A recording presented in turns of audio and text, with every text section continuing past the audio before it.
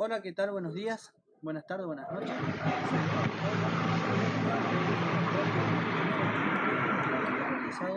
Justamente era cuando estaba en la carrera de medicina, estaba estudiando fisiología y bueno, era básicamente explicar qué era el medio interno.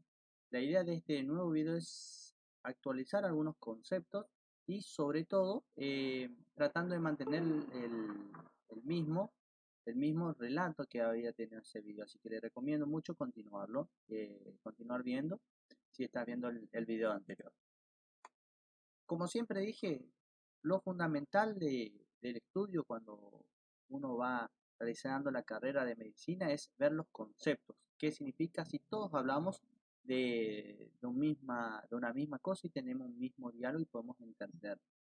Entonces, para hablar de lo que es medio interno hay que definirlo y se lo define como un conjunto de compartimientos que se encuentran separados por las diferentes membranas. ¿Sí? Esos compartimientos se van a dividir en lo que es el líquido intracelular, obviamente lo que se encuentra dentro de la célula, y el líquido extracelular. Este líquido extracelular se va a subdividir en dos tipos, la parte intravascular y la intersticial, que sería lo que rodea, ¿sí?, a las células y a los tejidos. Básicamente, el líquido intracelular va a estar conformado por agua, ¿sí? Esta conformación en el hombre va a corresponder al 60% del peso corporal aproximadamente, al 55% en la mujer debido a que tiene más contenido de grasa magra, y hay que saber también que esto no es igual en todas las edades, sino que va disminuyendo con la edad, ¿sí? ¿Y qué es lo que hay que saber acá? ¿Cómo se va a distribuir?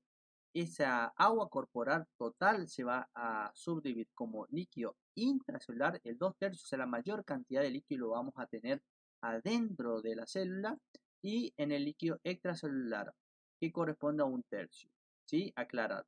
2/3 intracelular, 1/3 extracelular. Y ese 1/3 se va a volver a subdividir, ¿sí?, en lo que sea intravascular e intersticial.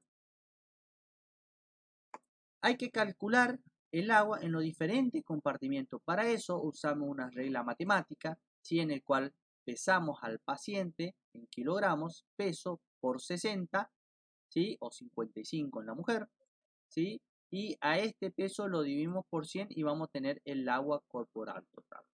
Si al agua corporal total lo dividimos por 3, vamos a tener el líquido extracelular. Obviamente, una cuestión matemática, agua corporal total menos líquido extracelular, vamos a tener el líquido intracelular. Y si al líquido extracelular lo dividimos por 4, vamos a tener el intravascular. Pero, ¿por qué yo me pongo a hablar de estas cosas? Porque hay en muchas condiciones que vamos a necesitar reponer estos líquidos, ¿sí? Y hay diferentes formas de reponerlo. Primero que todo, hay que aclarar lo que es el concepto de pérdidas medibles, ¿sí?, en el cual, por ejemplo, la orina, las heces, que son sustratos que se puede medir, los drenajes que muchas veces presentan los pacientes, los drenajes ventriculares, los drenajes que vienen postquirúrgicos, todo eso podemos medir. Las heces, uno dice, ¿cómo no puede medir? Muchas veces se llega a tal tipo de diarrea que suelen tener los pacientes, y con los pañales se pesa esos pañales y se puede medir aproximadamente cuánto tiene. Y la pérdida insensible son todo aquello que no son medibles. Lo dejo ahí en esta parte para que vamos interactuando entre todos, y en los comentarios vamos escribiendo cuáles podrían ser las pérdidas insensibles, ¿sí? Y este líquido de reposición se va a reponer con soluciones, y entre las soluciones más utilizadas tenemos la dextrosa al 5%, el cloruro de sodio, el zinc lactato y el volumen.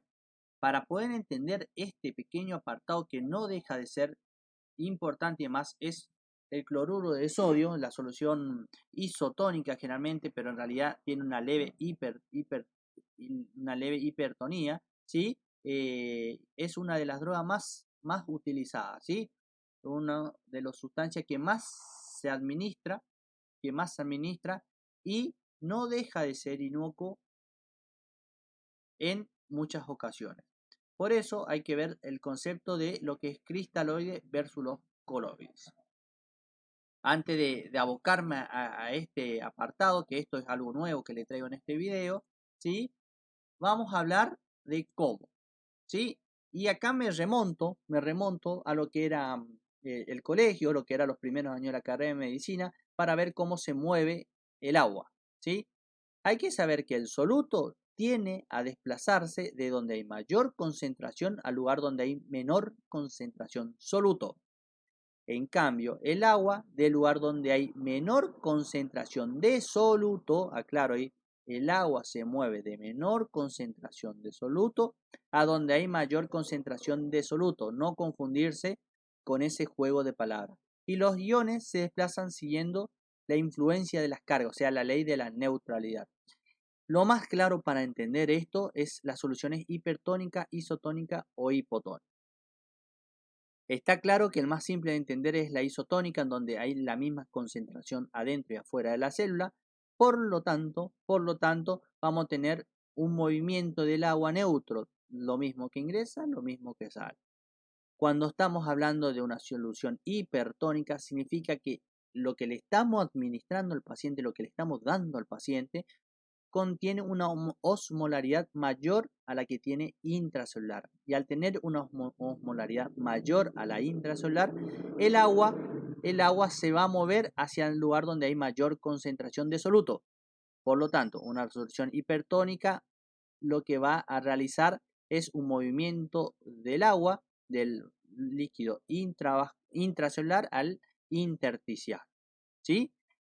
Por contrario, una solución hipotónica, como por ejemplo el agua pura, el H2O, ¿sí? Lo que va a ocasionar es un movimiento, ¿sí? De líquido del intersticial al intracelular. ¿Sí? ¿Cómo vamos a calcular el agua? ¿Sí? El agua, ¿cómo vamos a calcular la osmolaridad? Lo vamos a calcular mediante una fórmula que es 2 por sodio más glucosa dividido 180 más urea dividido 6. Tenía un profesor que muchos años nos decían lo más fácil de calcular, ¿sí? Era 2 por sodio, o sea, con el ionograma el sodio por 2 más 10, un valor aceptado y promedio que hubiésemos tenido. Pero muchas veces, sobre todo acá en terapia intensiva, dejamos de lado otras cosas como la glucosa y la urea que no deja de ser un papel importante. A ver, un paciente que tiene 320 de glucemia, obviamente que se va a ver totalmente alterado esta osmolaridad y uno de los principales que juega en ese lugar sería la glucosa. Un paciente con insuficiencia renal, ¿sí? La urea también no deja de ser importante. O sea que la recomendación es una fórmula sencilla, fácil de aprender y en el cual sugiero mucho de tenerla en mente. Hay muchas cosas que uno a la larga se da cuenta que es difícil aprendiendo de memoria, pero hay que saber utilizarlo. Si uno dice hay que reponer líquido, hay que calcular la osmolaridad, tener a mano en donde ir a buscarla, si uno puede calcular, hay millones de app, ahora hay millones de aplicaciones, millones de páginas en el cual uno va ingresando los datos y ya lo tira. Lo importante es saber cuándo utilizarlo, ¿sí? No me quiero detener en esto, por lo tanto sigo y conseguí esta imagen que es la distribución de los fluidos. Vemos que no todos los fluidos, ¿sí? Se van a distribuir de la misma forma, ¿sí? Por ejemplo, el glucosado al 5%, si administramos un litro, al ser una sustancia que tiene glucosa, es osmóticamente activa, por lo tanto, esta glucosa se va a tender a ir al líquido intracelular, ¿sí? Por lo tanto, el aporte de un litro de glucosa se va a ir 600 mililitros intracelular y el resto al intersticial. A ver, uno dice, buenísimo, vamos a aportar glucosa entonces a todos los pacientes. No. Es más, es una de las sustancias que se ocupa relativamente mucho, pero no menos que la solución de el cloruro de sodio al 0,9%. ¿Sí? Un ejemplo, una contraindicación absoluta para el glucosa del 5% es los pacientes con traumatismo, sobre todo de cráneo, debido a que al administrar la glucosa al 5%, esta sustancia tiende a ir al líquido intracelular y va a aumentar el edema cerebral y puede ser perjudicial. Así que preferentemente en esos casos no.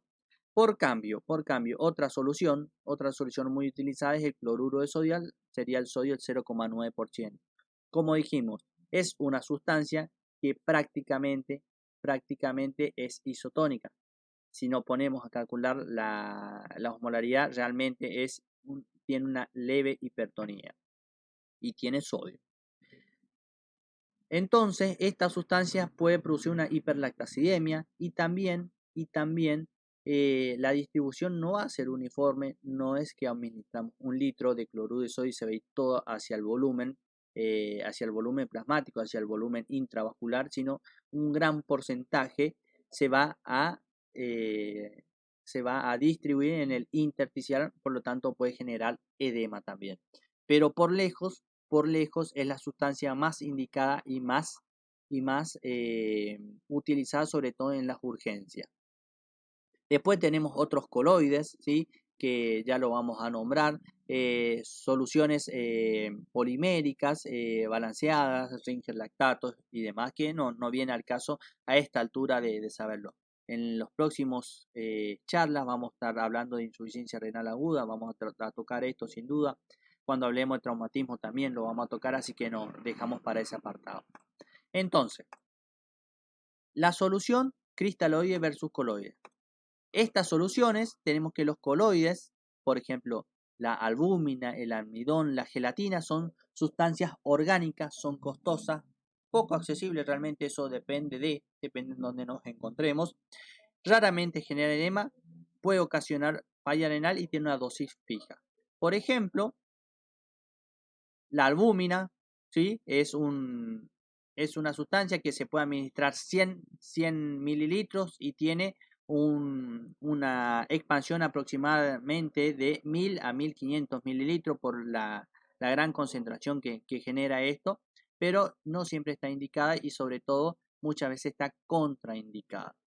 Los cristaloides, por en cambio, entre ellos el cloruro de sodio, el Ringer lactato y la dextrosa al 5%, son soluciones más balanceadas, son por lo general líquido e iones, no como el caso anterior que son sustancias orgánicas, son baratos, accesibles, puede generar, como dije, edema, acidosis y el uso es un poco más indiscriminado. Los cálculos, ¿sí? ¿Cómo vamos a calcular qué cantidad de sustancia hay que pasarlo o cuál es la cantidad de agua que necesita nuestro paciente, ¿sí? Para eso hay que calcular la necesidad basal, las pérdidas concurrentes que habíamos hablado anteriormente y el déficit previo que tiene. Voy a cortar acá y en el próximo video hablamos punto por punto de esto.